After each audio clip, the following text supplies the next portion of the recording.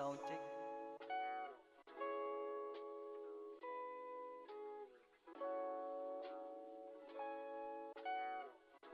Sound.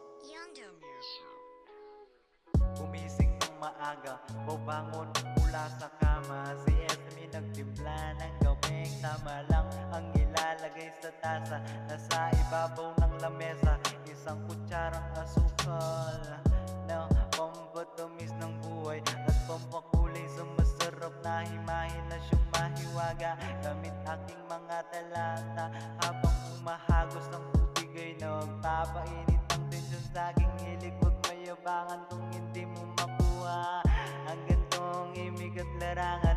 Habang tanaw si Haring Araw, sumisikat po ako't bigyang liwanag. Mga diwang nagdidilim, mga merong kinigimgim, uni ng mga ibong kapansing-pansin.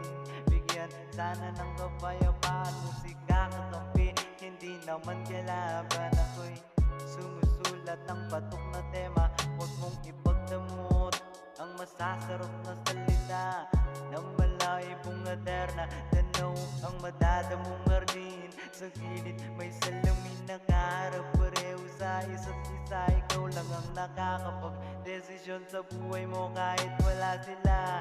Ganun pa man, huwag mong kalimutan ang Diyos, pamilya at si asawa, pati ng mga tropa. Nakakapitan mo kapag oras ng pangangailangan. Sa mga problemang isip lang ang may pinagdadaanan. Paano nga ba to? Paano sila ganito? Ginanang ganyang oras ng trabaho. Kamalayang ko'y nasa ibang dimensyon.